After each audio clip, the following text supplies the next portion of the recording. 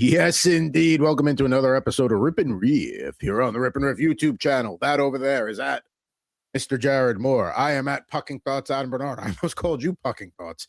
Nonetheless, we are here. It is almost the end of week 15 in the NFL season. We are 10 days from Christmas. My daughter's excited. I'm trying to do that delicate balance of trying to get the garage as clear as possible at a time of the year where more stuff just keeps going into the garage. I don't know, I'm about to give up. But anyway, we got plenty of football and plenty of hockey to talk about here today. So I'm sort of intrigued by that setup there. So, like, when you say more stuff going in the garage, are you talking like that's just like where you stash like Christmas gifts, or just like stash Christmas gifts? You got the boxes down from the higher shelves for the Christmas decorations, both inside and outside. Okay. We recently replaced our kitchen table, so I got that in the garage. It's for sale on Facebook Marketplace. If you're in the market for a table in Sonoma County, California, if you see it, let me know.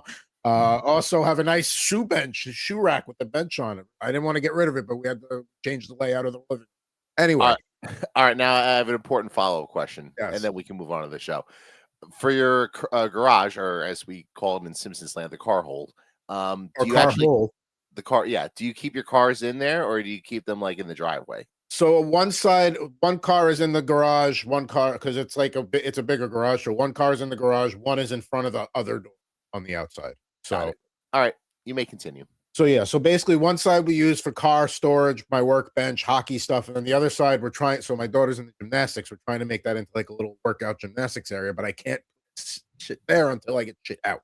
Anyway, that's not what we're here to do today. We're here to rip cards. We're here to talk NFL football and hockey, because big NHL trade that affects Jared's team, as we all thought Quinn Hughes going to New Jersey. Yeah. It's not out of the realm of possibility yet. He saw Mikko Rantanen he went to Carolina, and a week later was like, nah, bro, I ain't staying here. So you never know. But nonetheless, let's get to the pack ripping lineup today.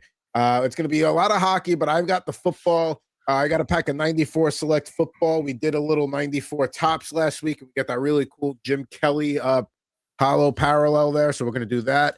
And I'm trying to blow through our 2024-25 Series 2 here, and I'm going to get to the 2025-26 Series 1 real soon, maybe even next week. But I'll do that at the end, because Jared's got some more unique hockey packs to bring to the table today. I mean, by more unique, yeah. I mean, we got the 2020-21 upper deck, so that we got that, and we got the 21-22 upper deck ice packs as well. We got a couple packs of each there, so yeah, there'll be a lot of hockey today. I'm sure we'll get to the Quinn Hughes trade at some point. I'm sure we'll get to how this impacts the Devils at some point. My early spoiler for that will be probably not a whole lot. All right. I like it. I like it. It's a nice tease there. And what I'm looking for there is that Aaron Glenn rookie in the 94 football. Aaron Glenn making the move today, and to get rid of Steve Wilkes as defensive coordinator, and I'm totally fine with that. I mean, and I understand they traded their two best defensive players. What do you expect the guy to do? But I mean, the defense was pitiful. You're not gonna you got to make a change somewhere. You're not gonna fire a brand new OC. Steve Wilkes has been around the block a bunch. Like, if he's not getting this thing going, like, move on. Let Aaron Glenn call the plays. Let's see how he does. I was stunned. Like, I knew the Jets didn't force turnovers, but I was stunned to hear that, like, through, like, what week are we in?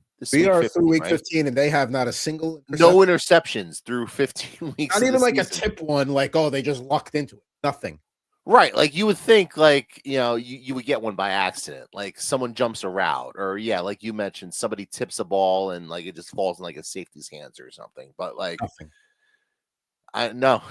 I mean, that's the Jets for you. So, no interceptions for the Jets. No interceptions for the Jets. We'll see if it happens here in the next couple of weeks. Excuse me. What do they got left? They go to at New Orleans, and then they're what do they got weeks? Home for New England, or home for New England, and then at Buffalo.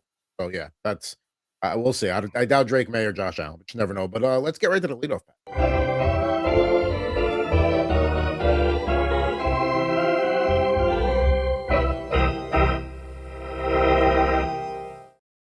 Now, because this is a 94 pack, and just because of the way it feels, we do have a little potential bricking alert here we may have to deal with.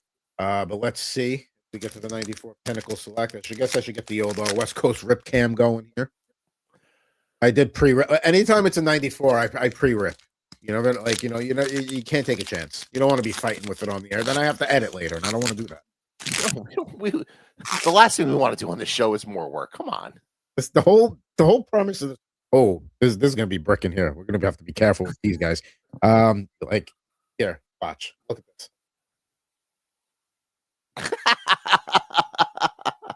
Nothing. Freaking nothing. I'm shaking it. Nothing. I feel like if you threw that pack at somebody, you might get charged with assault. At least it wouldn't be a sandwich. All right. First up here, we got Hall of Fame defensive lineman, or I believe Hall of Fame defensive lineman, Richard Dent, at the end of his career with the Niners. So not the place you'd expect to have a card from him, but there you go. Cool looking set there. Yeah, I like the design of the cards. I think he's in the Hall of Fame, so I think you have that one right. I'm not going to look it up because I don't care enough. But Bill Zimmerman, if you're watching this one, let us know in the chat. Let's see here. Let's see. We've got from the Saints, we've got Wayne Martin, defensive lineman here. The old playing against the old Kelly Green Eagles there back when they wore them the first time. Let's see here. So we've gone through two teams here. Let's talk about the Niners for a second. They can still win home field throughout if they win out. They go to Indianapolis this week with Phillip Rivers. Then they come home for the Bears and then the Seahawks. So it's not going to be easy, but Niners have been impressive this year. It's kind of amazing that they continue to win all these games, considering all the injuries they've dealt with. And Purdy missed a lot of time. They didn't really miss a beat with Mac Jones at quarterback. They haven't really missed losing Nick Bosa at all. They haven't missed Brandon Ayuk at all, to the point where he's basically taken his ball and gone home, and he's probably not going to play another game for the 49ers. He's not. He's not going to see the field. Yeah, so it's a testament to roster building and having a pretty good head coach in place, and a good structure and a good system in place. If you were to power rank the three NFC West teams that are all going to have double-digit victories this year, would you say it's Rams, Niners, Seahawks, or Rams, Seahawks, Niners? I think I would go Rams, Niners, Seahawks in that order. Despite the Seahawks' ability to go on the road and just win often. I mean, I agree. I would probably put the Niners ahead because of Sam Darnold, and it's not to knock against him. Darnold's a big part of it, and I want to preface this also by saying, I want to see what the status is of Devontae Adams moving forward, because he suffered a hamstring injury yesterday, and if he's going to miss time, I do think that changes the equation a little bit. It definitely changes the equation. The Rams have the ability to survive without Devontae Adams, but you're also taking out his Matthew Stafford's second favorite target, and that's big in that offense. So hopefully not. I'd like to see the Rams. I really think they're probably the team out of the NFC. So we'll see how the 49ers wrap up. The Saints card was next. They play the Jets next week, which will be a big game for draft positioning there. Do not win that one. Don't win that game. Bad Jets. Bad. You want to upset the Patriots? You want to beat the Bills in their last regular season game at home, and potentially their last ever game in that stadium if they don't get a home game throughout the course of the playoffs? Fine. Win one. Do not win this game. God, I'll be so mad if they win this week. I'll be even more angry when the Giants beat the Raiders in a couple weeks. And I know we were talking about that earlier. And I think with the Giants, I just want to mention this real quick. Jackson Dart, I think, they're going to be the franchise quarterback moving forward. But the guy needs to learn how to protect himself. He had his 5th check for a concussion yesterday, and it's definitely concerning to the point where, if the Giants got the number 1 pick, would you actually consider taking Mendoza and just flipping Dart? I haven't really thought about that. And here's the thing, I know, Giants fan base fell in love with him and Scatterboo, and they got chemistry and stuff like that. But yeah, when a guy's getting a value, because that's the thing. I say this as somebody that's had multiple concussions. Each concussion that you have, the effects can get worse when you actually suffer a really bad one. It's right. Just at what you have to run the organization as best as possible. If you have a chance to take a guy that's maybe knows not to take, I understand what Jackson Dart's saying. I'm going to play how I'm going to play, but it's listen. A lot of these mobile quarterbacks go through this. Yeah, I'm the tough guy. I can handle it. It's not about that, man. It's it's the cumulative effect of every hit take. Right. Even the ones that don't look bad. Sometimes when your head just gets rattled a little bit and you don't think twice that. I would probably, if the Giants end up with the top overall pick, and there's something there that makes sense, I would do that. Absolutely. Right. And I'm not the other forcing thing with the Giants is like the Giants have the perfect guy in house to talk to Jackson Dart about not taking hits, because that's what Eli Manning made a career out of. He made a career out of like avoiding like, big hit. unnecessary contact like that. I'm not saying Eli played scared or anything, but he knew enough to know when to get down, when to go out of bounds, like, when to get rid of the ball. So like, he wasn't taking like these, helmet to helmet hits that Jackson Dart's taking. And that's part of the reason why Eli had that lengthy consecutive games played streak that he did. Now I get they're two different types of players and whatnot, but like, this firsthand as someone who's got Lamar Jackson in Dynasty. Like, Lamar Jackson's a perfect example of a guy who takes way too many hits and he's And you're always seeing banged up. And now, because Yeah. now, like you're clearly getting Lamar Jackson this season. You're getting 80 to 85% of Lamar Jackson, and that's still better than a good chunk of the league. But you're not getting Lamar. These other thing. Now, the thing I'll say about like what Jackson needs to learn is if you have to take off and scramble on third down, once you get that first down, don't ball out to get an extra 3 yards at that point. You Right. got Get the down, first slide. 2 set of downs. Like, understand that sometimes sacrificing 3 or 4 yards to avoid some safety that's going to come in and not care about a 15-yard penalty if they got a chance to tee off on you. That's how you actually sustain a career. Do you want to be a flash in the pan, or do you want to he's got to learn for his own sake. But maybe he gets clocked one more time, and that'll be the time he learns. Let's see here. We got Chris Hinton of the Vikings. Impressive win last night for the Vikings, having nothing to play for. You kind of see that coming, though. Like, that's typical Cowboy loss right there. Yeah, that should put it into any Cowboy playoff discussion as well. Which, I mean, they were never going to the playoffs. No, but I mean, it was interesting. It was entertaining to think that they were in the conversation, and like they also had a chance with the Eagles, but that's not happening. And speaking of the Eagles, that is exactly what the Eagles needed. Was it an easy 31-0 game? Was pretty much over in the second quarter against the Raiders. I mean, my buddy and his wife went to the game, and the game ended like 25 minutes early. Like, that's a perfect like Sunday afternoon if you're an Eagles fan going to the game. 31-0 over the Raiders, and you're out of there almost a half hour early. Yeah. Yeah, I mean, the one thing I would say is that I wouldn't read too much into it's a get right spot solved from that game, but yeah, I mean, that's certainly what the doctor ordered for the Eagles. Listen, they got the Commanders twice. You're going to get a good effort out of the Commanders, and then they go up to play the Bills, who are going to the Bills are going to need the wins for positioning because the Chargers keep winning. The Texans are right there too, and the Texans would have a tiebreaker over them in a head-to-head scenario. So, the Bills are going to keep playing. So the Eagles, the Eagles are going to want to be in the 2 or 3 seed in the NFC, depending on how they play out the stretch. For sure, because the NFC South will be the 4, and then whoever wins the North. Well, maybe Chicago could still get the 2, so that's possible as well. Let's see here. We got the Cincinnati Bengals. David Klingler, failed quarterback experiment there. Cincy, no show against the Ravens yesterday. Just Joe Burrow down. All right. I see a lot of these trade proposals for the Jets to go out and get Joe Burrow and give up like this whole thing of picks. It's like, no, like the Jets are not just a Joe Burrow away from competing. Please don't do that. I know the Bengals are certainly in the discussion for worst run organizations in the NFL. Right down to the not taking the snow off the seats, which is a violation of NFL rules.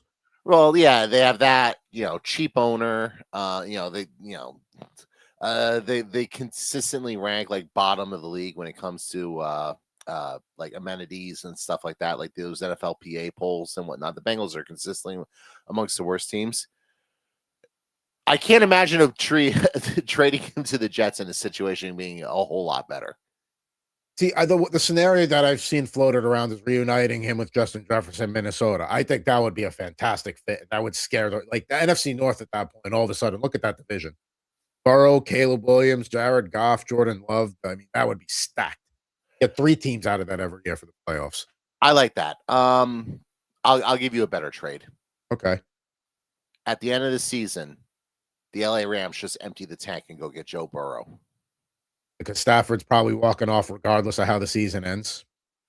Jimmy G is certainly not the guy. Yeah. That would be interesting. Like Sean I would, well, NFC West. The Rams, forget it.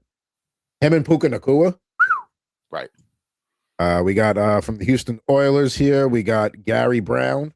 Oilers. Speaking of, let's say Houston, the Texans took care of business against the Cardinals yesterday, and Titans. I watched 0 minutes and 0 seconds of that game. I'm telling you right now, we're on a collision course for Jaguars Texans. I don't know who's going to be home, but that's going to be your lead Saturday wild card weekend game, 4:30 Eastern kickoff. Pencil that in right now. Let's see here. We talked a little bit about the Raiders. Let's see here. Who's this? This is James Jett. Great, one of the best wide receiver names of all time, James Jett. Yeah, sounds fake. That's a great name. Back to that for a second. Does ESPN still get that 4:30 slot, or is that now Amazon Prime? I forget how they. I don't think it's locked into a network like slot. I think it's kind of fluid, but I would imagine that's going to be probably an Amazon Prime slot or something. Yeah, I'd have to look up to see who gets the breakdown. But yeah, the AFC South winner pretty much is always playing in that leadoff game on Saturday afternoon. Like, pencil it in. Right, because this is the teams with the smallest fan bases. And also, short week. The division teams are all near each other, so short week travel is not as big a deal. The NFC South, depending upon, it won't be the winner of the NFC South because it's going to be an NFC West team that has to come all the way out, so they won't be on Saturday. We got the Dolphins, the Chargers will get screwed in that scenario. That might be a Saturday night game. They give you probably a few more hours of push it to the night to help you out a little bit. We got from the Dolphins here, Keith Byers. Dolphins play the Steelers on Monday Night Football tonight. Big game for the Steelers. One of the better kickers of our time, not Gary Anderson, but Morton Anderson. Yep. Let's see. We got a few more to go here. We got 3 rookies to wrap them up. We've got Antonio Langham, former cornerback here with the Browns and bounced around the league. I remember the name. Browns. By the way, I did want to say something about the Saints real quick. I'm sure you saw the end of that game when when the guy took off and the guy in the Panthers hit him unnecessary roughness. That totally bailed the Saints out because I don't think they had enough time to run that play and then get up there and spike the ball to line up for the field goal. So, I don't know what the hell the Saints were thinking with that play call. I mean, I guess they thought they had enough time, but there was 8 seconds left on the clock when that hit happened. And it's also Tyler Shuck. It's not like Peyton Manning where you trust him to get everybody on the ball and yeah. So, but I mean, they got bailed out. But I mean, Dustin said it last night. He thinks the Buccaneers are just going to stomp them in both meetings that they have. And I want those games to be competitive just because it's basically a 2-game playoff for the NFC South. Now, in that in between week, Seattle goes to Carolina. Tampa goes to Miami. So you got to assume Tampa's going to probably get that win, but not the way Miami's playing lately. And then, obviously Seattle's going to need that game. So NFC South it's probably going to come down to week 18. Then we got last 2 cards here. We got another 49er rookie, William Floyd, some bricking damage. And finally, one of the rookies we listed at the top, former congressman and quarterback, Heath Schuler.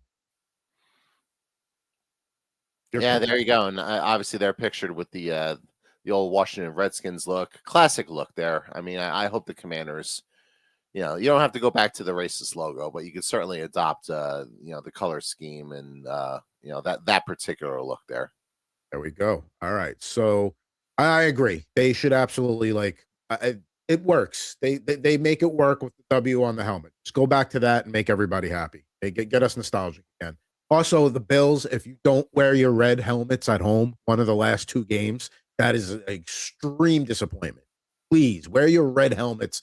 One of the last 2 regular season games there. On that note, let's go forward.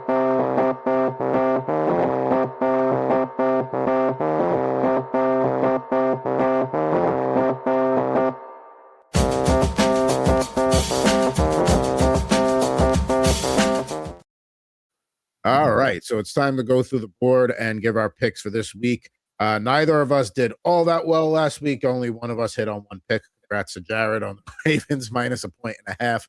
No problem on covering that. Everything else, Dolphins Steelers tonight. That's going to be the last game of week 15. Steelers 3-point favorites. We got the Rams at the Seahawks, which is probably the best Thursday night game we've had in some time. We got, let's see, the Seahawks are 1.5 home dogs, totals 43.5. Then we have a Saturday doubleheader. We've got Saturday NFL football for the next 4 Saturdays. Very exciting. I'm very excited for that as someone who works a live betting show on Saturdays. So give me all the content you could possibly give me on a Saturday. Yeah. And speaking of the AFC South, you know how they do the doubleheader on week 18 on Saturday? I think you're just going to have both AFC South games play because I think it's going to be a scenario where one can impact the other and all that. So I think they move those two there, but we'll see. Saturday, Eagles 6-point road favorites in Washington, 45.5 the total. Probably the game of the week here. The Packers at the Bears. Packers 1.5 road favorites despite no Micah Parsons, total 46.5. We move on to Sunday. Early slate, not that great on Sunday. Bills 10-point road favorites at Cleveland, total 42.5. Chiefs 3.5-point road favorites at Tennessee, no Patrick Mahomes, total 37.5. Buccaneers 3-point road favorites in Carolina, total 5.5. The Saints 4.5-point home favorites. That is some respect over the Jets, 40.5 total. Chargers on the road at Dallas, Cowboys 2.5-point home favorites, total 49.5. We got the Vikings at the Giants, who are 2.5-point favorites, 44.5 total there. Bengals at Dolphins, the game they flexed out of. Miami, a 1.5 favorite at home there, total 50.5. Then we move into the 4:00 window, Eastern. We got the Jaguars at the Broncos, Denver 3-point home favorites, total 45.5. Then we got the Falcons and the Cardinals. Falcons 2.5-point road favorites, total 47.5. Lions hosting the Steelers, 7-point favorites. That's a little rich, total 49.5. Texans 14.5-point home favorites to the Raiders, total 37.5. Sunday Night Football, the Patriots are 2.5-point road dogs to the Ravens, total 48.5. And then on Monday Night Football, the Niners head to Indianapolis. Niners 5.5-point road favorites, total 46.5. So we're through the slate here. Anything jumping out at you right away? What jumps out at me? There's actually a lot of games. Usually, there's not a lot of games I'm actually looking forward to taking here this week. I think there's like 5 or 6 that like there's some meat on the bone this week. Yeah. I'm going to start with.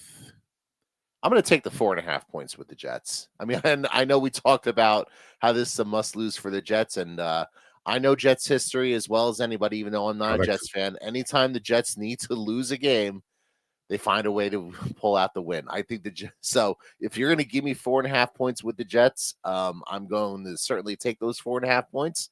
And I think the money line at plus 180 is certainly in play there.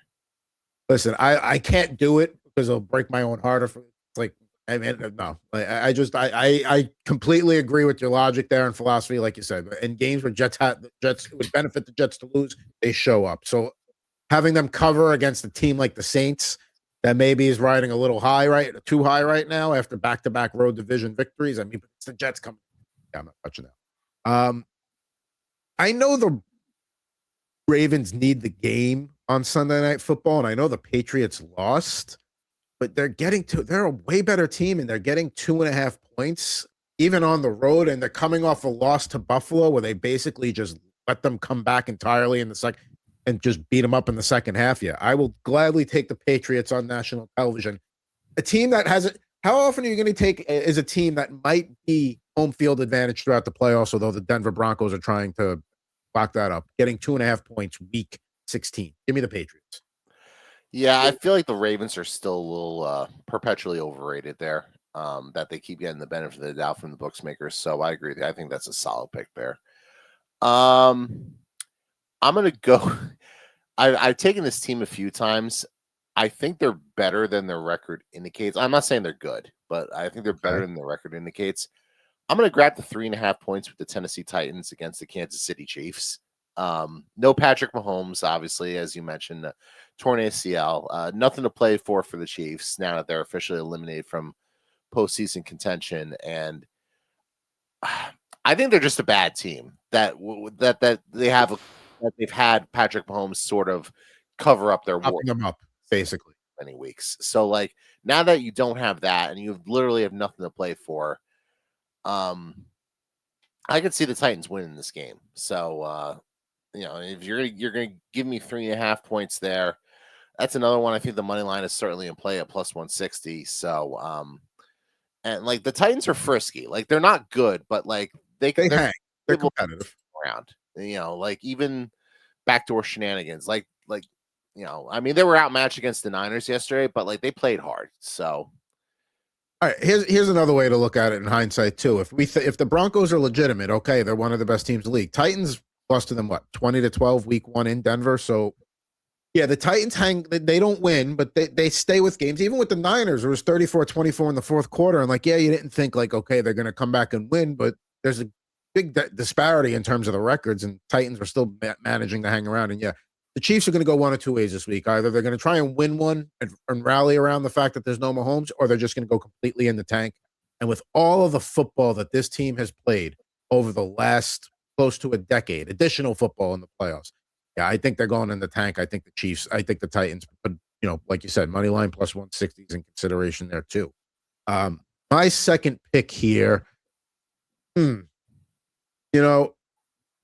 talked about a team. We just talked about how we think the Chiefs are going to go in the tank. Give me the Bengals plus 1.5 on the road at Miami. Miami's on a short week. I think Joe Burrow is not, if he's gonna play the rest of the season, he doesn't want to have the game go the way it went yesterday. He's got the Dolphins on the road, the Cardinals, and then the Browns. He's got a chance to go 3-0 on the way out the door. I would even look at the over in the total in this game, 50.5, because I think it's just going to be a shootout both ways. I think it's going to be both teams just putting up points.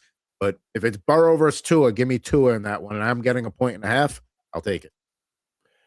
I like that.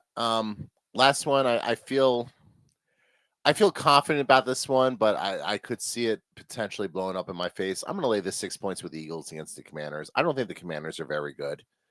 I know the Eagles, obviously they had the dominant win yesterday against the Raiders that we already talked about. I'm not saying all their issues are fixed, but they're going to go down to DC. Half the building's going to be Eagles fans there. The other half's probably going to be empty. A couple days before Christmas. It's going to be a miserable experience, and I could see Philly sort of building off of the momentum. The momentum that they established last week. They got Saquon involved, and he had a big game. I could see him having another big game. So I'll lay the 6 points there with the Eagles. I'm taking that over a few other games that are certainly tempting. So hopefully I'm right in my analysis there. All right, I'm taking all underdogs this week. I'm going points all the way across the board. My last pick is going to be the Chargers getting 2.5 in Dallas. This could be, could be a letdown spot. Big road win against Kansas City. This is a non-conference game, so yeah, it counts the standings. But like, if you're going to lose a game, you'd rather lose to an NFC team. If you're an AFC team, that's not going to hurt you in the conference record department. But yeah, I think the Cowboys are what they are. They still can't. They can't stop the pass to save their life. Like, yeah, they're good at stopping the run, but if Justin Herbert's got to drop back and throw the ball a few times, you can't do that often. But I think against a Cowboys secondary, he could handle that. Chargers defense is very good. So give me the Chargers getting 2.5 in Dallas here. I just want to add before we move on to the hockey packs, I do want to point out how you're a good friend. That you 30 minutes in the show, you did not once bring up our fantasy matchup. So, which you handily took care of. So, congratulations are in order there. I feel like I don't know if you saw this over the weekend with John Cena's final match with. I saw all the posts about it. Yeah, but I'm sure you saw the meme at the end where he's in the sleeper hold and like smiling. Right before he tapped out, he had that smile on his face. That's sort of how I felt like yesterday, like as relief as my fantasy season was coming to an end. It's like, yeah, that's it for this iteration of this team. And you know what? Like, I'm not a big wrestling guy, but like, I recognize John Cena as just like a massive figure in the sport and one of the most popular wrestlers of all time. Like, at least from like a far away view, like I didn't watch, but just saw like a lot of what people were posting on. Like, it looks like that was well done across the board. Like, I can't see anybody complaining about how it was. And like, I know there's a lot of acting in wrestling, but there was no acting in terms of love being shown to him and him just being genuinely like, thank you. I think there were a lot of dumb people who don't understand pro wrestling who are like, wait a minute, that's the finish. Like, you're gonna have John Cena tap out. It's like, yeah, that's actually why it makes sense, because it's pro wrestling and because John Cena is the guy who made a career out of never giving up. So yeah, in his final match, he's going to give up and tap out, and he's making a bigger star of Gunther as the guy he faced on the way out. And now Now Gunther's going to be the guy who could walk around and say, like, I retired John Cena. I made him tap out. Nobody else could make him quit, but I did. So, like, good job by Cena paying it forward to the next generation as well. Very much agreed. So, good on, WWE usually does a good job with these kind of like farewells and stuff like that anyway. So, good job there. Now, where are we going first? We're going Upper Deck Extended Series first? Yeah, we'll go the 2020 21 Extended Series. And hopefully, it says to look out for some potential young guns. So, we'll see. What we have here. Kasperi Kapanen with a very underrated bad jersey with the Pittsburgh with the Pittsburgh written out across the front of it. Also, these cards are pandemic era cards, so you have to get used to seeing nobody in the stands there. The tarped off seats, tarped off lower bowl. Yeah, which does not look good there. Let's see. We have Connor McDavid. Obviously, the Oilers made a big trade themselves over the week and getting themselves Tristan Jarry in net. So we'll see how that works out for him. I mean, that's very much a change of scenery trade. I mean, I know there are other parts, but basically Stuart Skinner for Jarry. So we'll see how Jarry fares up there, and we'll see if Skinner can find his game in Pittsburgh. Yep. Torrey Krug with the Blues.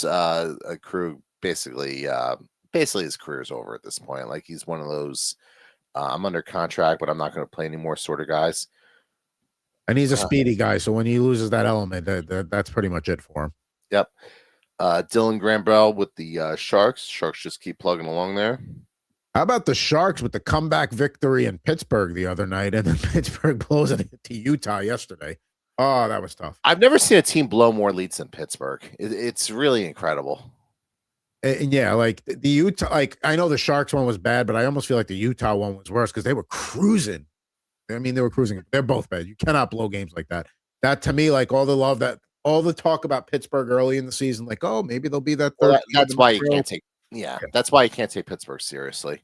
You could also argue whether or not you could take the Devils seriously. You got Nico Hischier here, and the Devils continue their slide of ineptness, and obviously they didn't get Quinn Hughes via trade, and now you're hearing from Elliot Friedman that the part of the hang up for the Devils is they have a whole lot of guys with no trade clauses who weren't inclined to waive their no trade clauses. So I don't know what that necessarily entails because you didn't get specific names, but sort of a mess there that Tom Fitzgerald has kind of built there.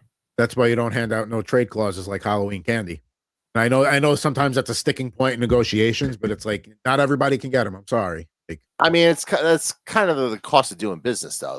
Like, if you're going to dip into free agency, like you're going to have to kind of, like you're not getting Dougie Hamilton to sign without giving him a no trade. Well, then maybe like have like a more like we'll have a no trade clause for the first X amount of years of the deal, and then after that, like sorry, like that. Right. Well, that's what they did. Yeah, like he had like a no trade for like the first like 4 years, and now it's like a partial no trade. Andre Plata is something similar as well. So that's typically how the Devils have been structuring their deals, where they'll get like a full no trade like the first like couple years of the deal, and then like the last couple deals will be like a 10-team list or a 6-team list or however it pans out.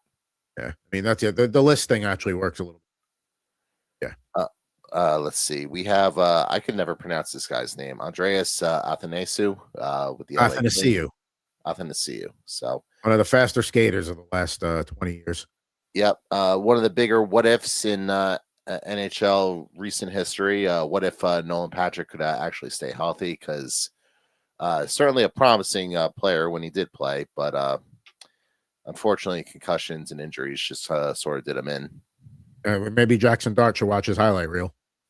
Yep. And let's see. Anthony Duclair here with the Ottawa Senators. There now he's with the Islanders, who the Islanders just keep plugging along, man. It's incredible. The Islanders might be the best hockey team in New York when the season's over, and I've said this on Total Hockey Now. Matthew Schaefer is going to be the most popular hockey player in the New York tri-state area over any Ranger, over any Devil. Like, it's coming. He's got the personality. He's had the impact. He's going to be Cale Makar East. I mean, he certainly has all the talent in the world to be that. I'm a little skeptical that someone on the Islanders is going to be like the most popular player. Like I feel And I get in the it. I get it. area. Like first of all, and you lived in New York a long time. Hockey is still very niche in New York. It's just wherever you go, and like the only people like the only team that people generally care about in this area is the Rangers. The Islanders have their fans, the Devils have their fans. The Rangers are like the long established brand. Like they're the original 16. They've been around for 100 years. So I feel like if it was going to be anyone, it'd be somebody on the Rangers. But even then, like it's not like the Rangers haven't had good players over the last however many decades between like Henrik Lundqvist and Adam Fox and But the thing is, like Henrik Lundqvist had the fact that he was, one of People Magazine's one of 50 most beautiful people because he just has like that. Everybody thinks he's good looking characteristic about him. Schaefer's got a personality that will play well in New York. There are no personalities really on the Rangers besides Trocheck.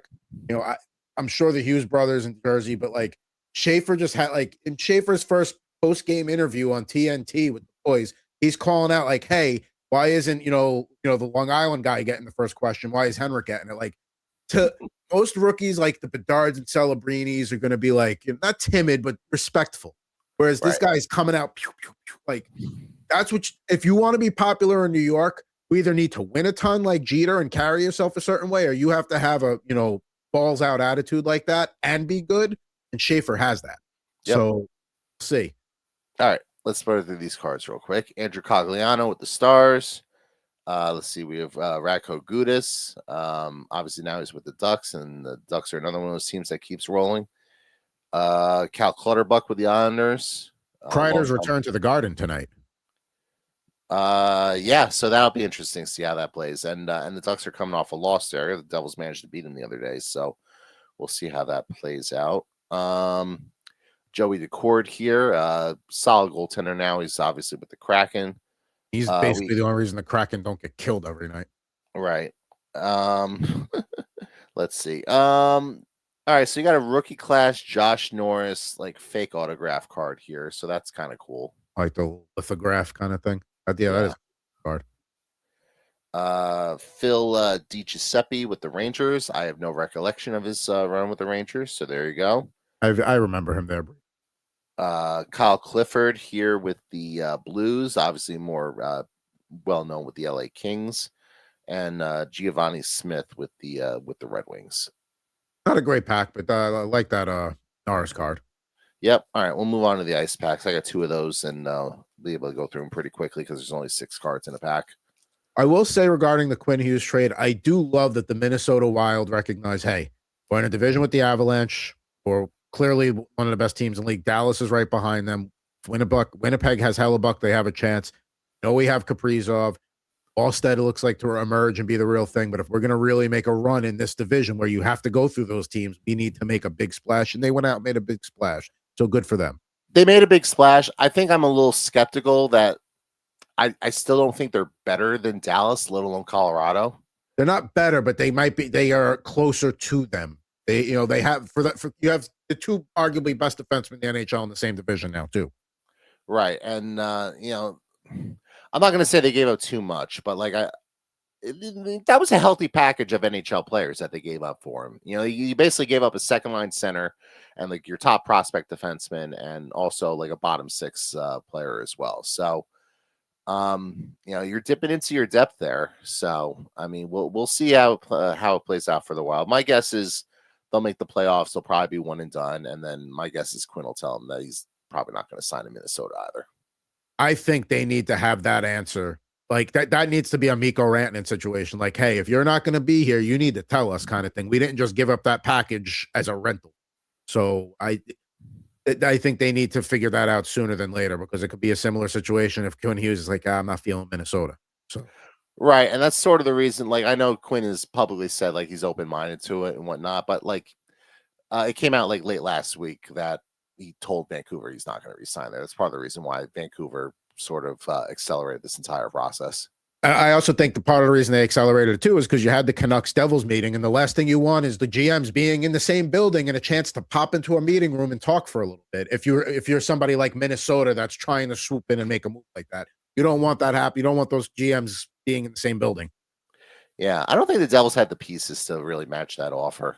I mean, the Devils offer, if that's what they accepted from the Wild, like the Devils package probably would have been something like Dawson Mercer, Simone Nemec, a first round pick, and like Anton Saleev, maybe, who was a first round pick a couple years ago. Like that might be the equivalent, but Mercer's not really a center though. They wanted a center out of They this need a center. deal. They need somebody. They need a second line center. That has been Right. their thing. Rossi's a center. Mercer's not really that guy. All right. Let's go through these real quickly. Darnell Nurse there with the Oilers. Jake Gensel here with the Penguins. Josh Morrissey with the Winnipeg Jets. Interesting year they're having. Yeah, that they're having a year like the one the Devils had a few years ago where just nothing's going right for them.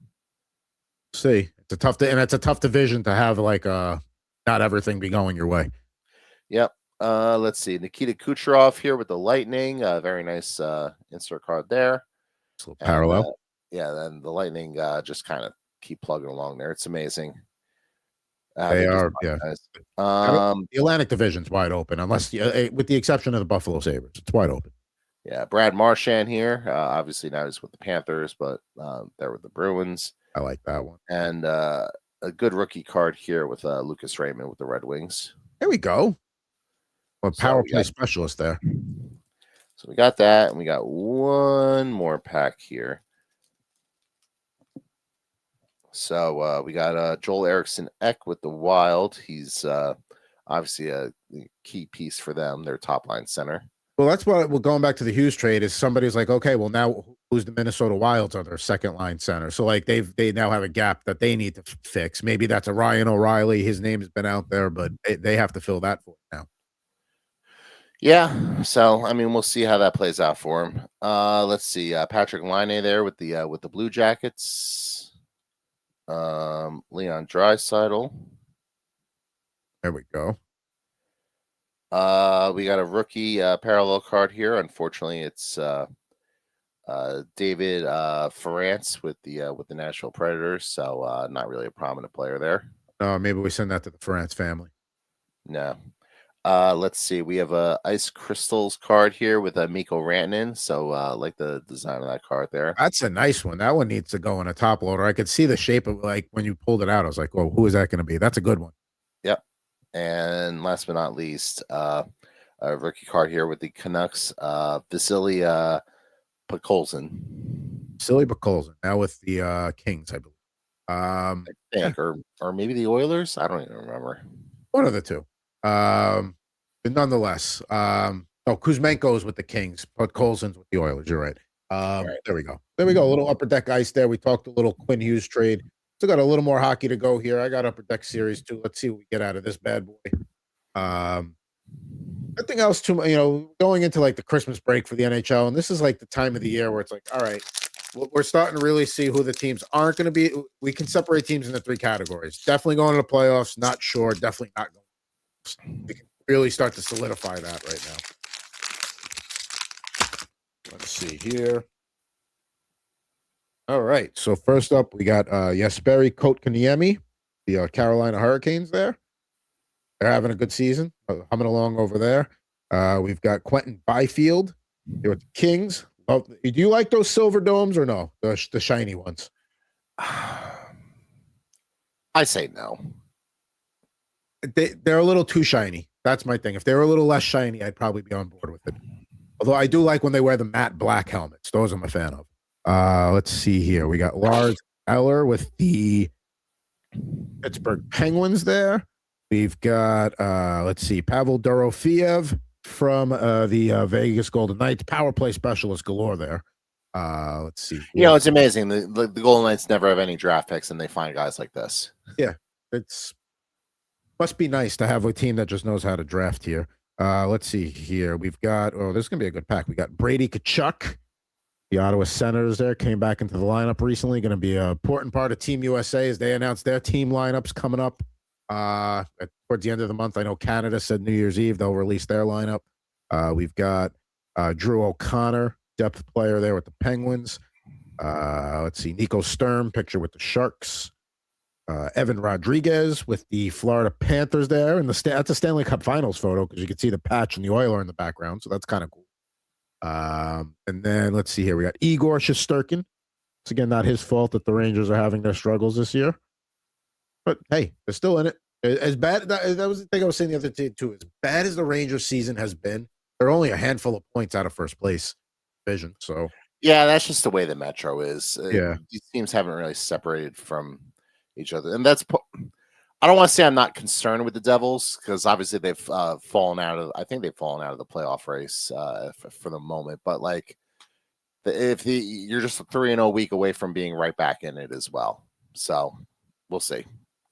We got 3 more cards to go in this pack here. First up, Upper Deck Canvas, Elvis Merzlikins. Pretty cool shot there, clearly after a victory, or he's got to let one rip. I don't know. Either way, he's got his leg up. I'll say he's celebrating a victory. Maybe, it could be both. Could be. Maybe you're holding that in, the whole game, and then who knows? We've got a Young Guns retro here, Andrei Svechnikov. And then last but not least, we've got an Upper Deck portraits of indisputably the greatest goal scorer in NHL history, Alexander Ovechkin. Yeah, he keeps plugging along. I don't see why he can't get to 1,000 at this point. Like, I know he's going to be a free agent at the end of the year, but like he could very easily just re-sign another 1 or 2 year deal and just keep going if he wants to. No, I don't know if he wants to keep going. Like, where is he? Let me pull up his hockey reference right now, see exactly where he is. For his career, he's got 911 goals right now. So that means what, 89? That's going to take him probably 2 more full seasons. 2 more full seasons. And that's assuming no drop off. That's assuming no drop off. And also, if he continues to produce at a normal rate the rest of the way to try and lighten that load that he has to split over the next 2 seasons. I don't think he gets to 1,000. I honestly think he's done after this year. I think he just wants to, especially if Washington finds themselves in the Cup Finals, and regardless win or loss, I think if he got that far, he'd be like, all right, I'm done. So we'll see. I mean, the guy right now, 14 goals, 17 assists in 32 games. So he's basically got a point per game pace. So even if Alex Ovechkin is a 30-30 guy, okay. Still not terrible. I think by the end of this year, he'll have 930 goals, somewhere in that range. I think he gets 19 more. So if you're 70 goals short of 1,000, now he might hang it up just because that's just an arbitrary number to chase. It's a milestone number, and it's obviously nobody's ever done it. But and I guess it depends how he's feeling as well physically. So we'll kind of see how that plays out. But I don't know. If I were him and you're still clearly productive, why retire? All right. So let's say this. Let's say he pours in 30 the rest of the way. Let's say he breaks 40 for the season.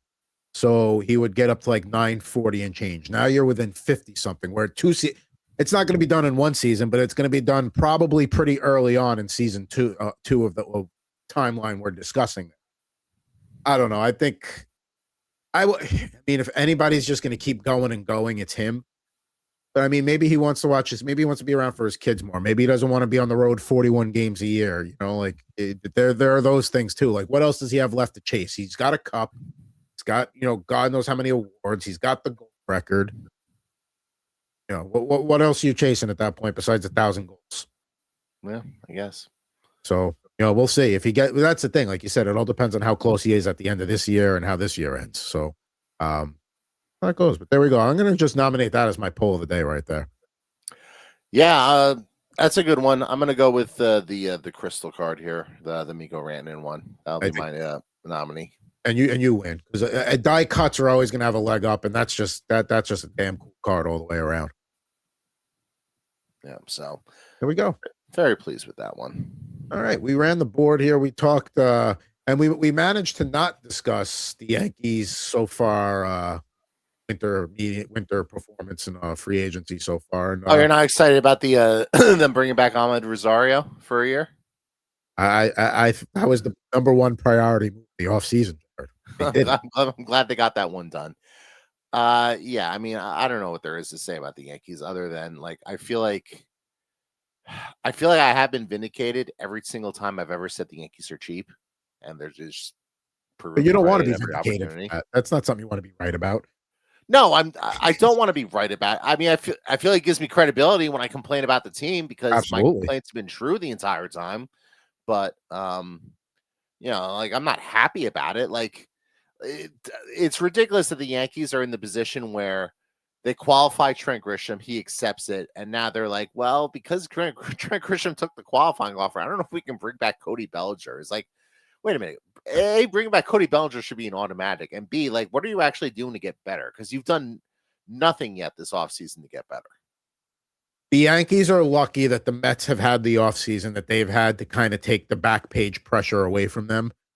The Giants and Jets also sucking each week's also probably buying them a little more time. So yeah, it's not been a good offseason for baseball in New York. Now, It just moves at a glacial pace, man. baseball free agency is the worst for that reason. Every other sport, it's great. It's the first 2 days are buzzing. Then you get a few leftover deals that trickle in, and then it kind of fizzles out. But for those first few days, or at least the first 2 days, you're going to get a lot of stuff going on. In baseball, it's like, hey, free agency open. Hey, we may not have a big move till after Christmas. Wonderful. Would you like a little Rangers breaking news real quick? Yeah, why not? We got a few minutes to burn here. Mika Zibanejad will not play tonight because he missed a team meeting this morning. This per Mike Sullivan. That's not a guy that generally misses team meetings.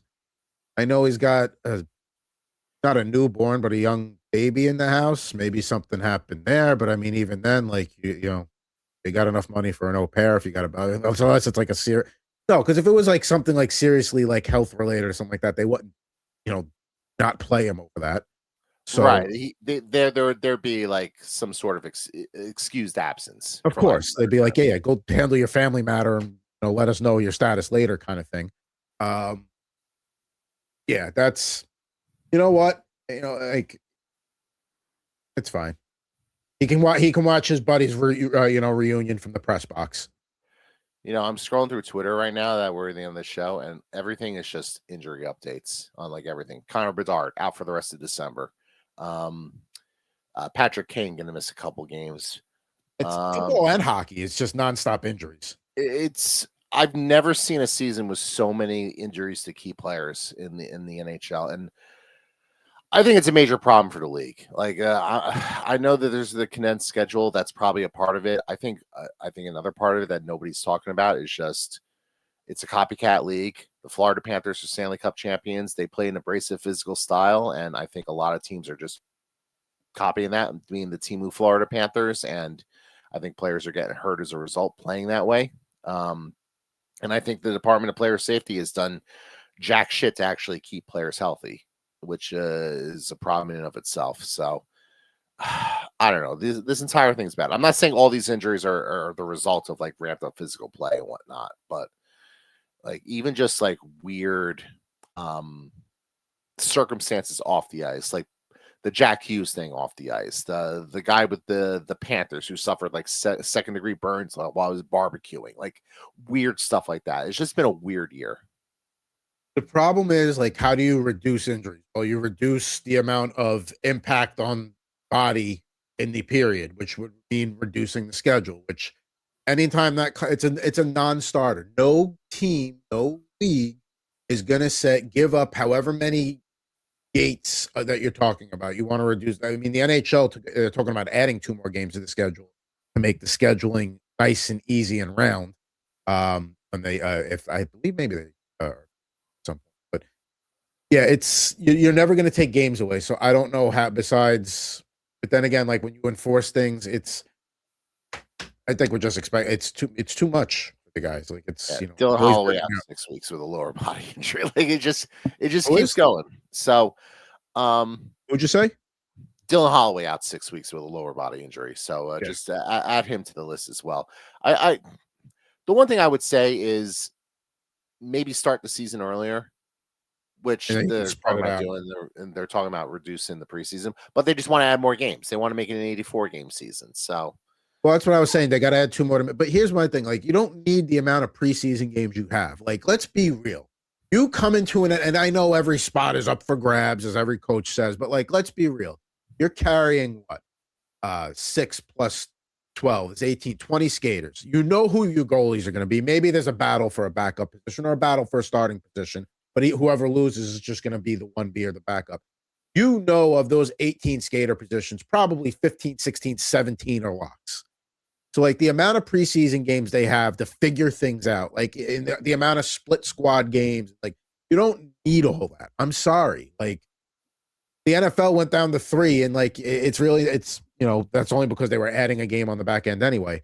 But yeah, I think you start the season a little bit earlier. You start the season like mid-September. Let NFL kickoff weekend do its thing. Let that fizzle out a tiny bit, and then you do your thing, because you don't want to try and compete with the start of the NFL season.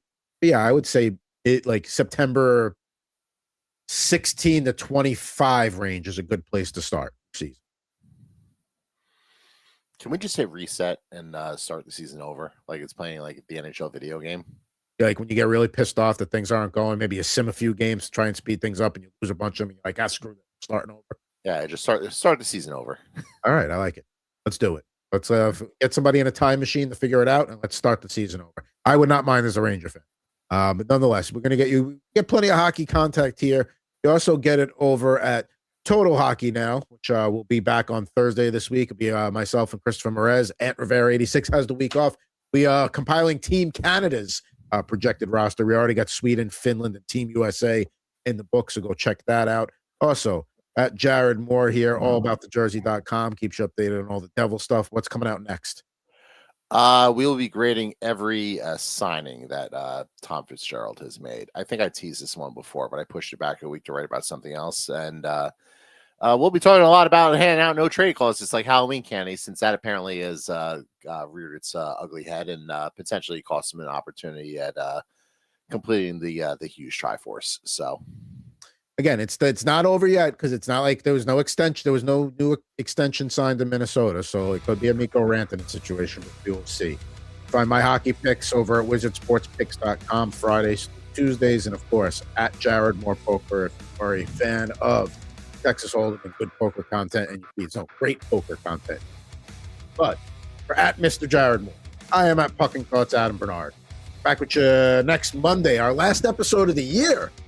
Prior to Christmas here on Rip N Riff. Rip N Riff. I almost said Total Hockey now, but that is not right. We are at Rip N Riff. Thank you, Mr. Jared Moore. Talk to you next week, everybody.